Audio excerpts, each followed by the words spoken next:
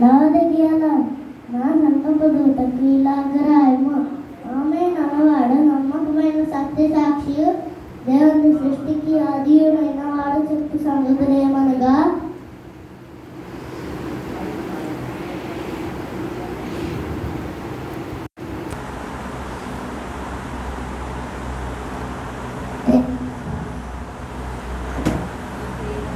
నీ క్రియలను నేను అరుగుదును. నీవు చల్లగా నేనను వెచ్చగా నేనను లేవు. నీవు చల్లగా నేనను వెచ్చగా నేనను ఉండిన మేలు. నీవు వెచ్చగా నేనను చల్లగా నేనను ఉండక నిలివెచ్చగా ఉన్నావు కనుక నేను నిన్ను నా నోట నుండి ఉమ్మివై ఉద్దేశించుచున్నాను.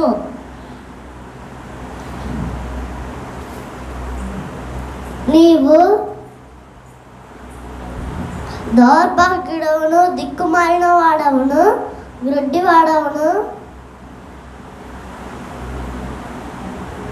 దరిద్రుడును,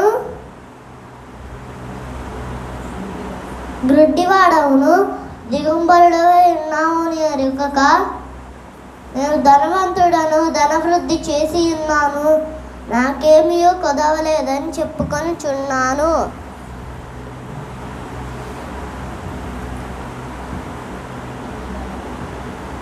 నీవు ధనవృద్ధి చేసి కరునట్లు అగ్నిలో పుట్టము వేయబడిన బంగారమును నీ దిశమాల సిగ్గు కనపడకున్నట్లు ధరించుకొనుటకు తెల్లని వస్త్రములను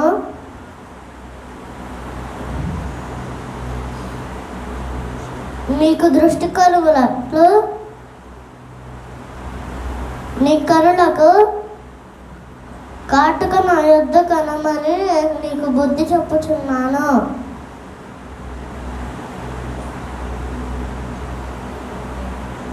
నేను ప్రేమించు వారందరినీ గద్దించి శిక్షించుచున్నాను.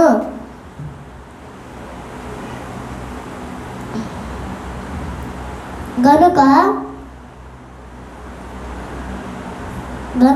నీవు ఆసక్తి కలిగి మారుమనసు పొందము.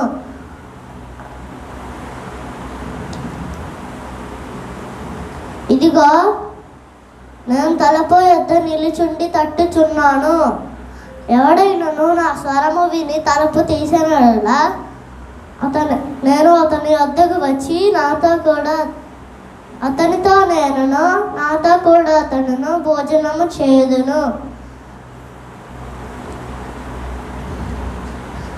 నేను జయించి నా తండ్రితో కూడా ఆయన సింహాసనం నందు కూర్చుండి ఉన్న ప్రకారము జయించు అని నాతో కూడా నా సింహాసనము నందు కూర్చుండనిచ్చెదను. సంగములతో ఆత్మ చెప్పుచున్న మాట చెవిగలవాడు వినుగాక.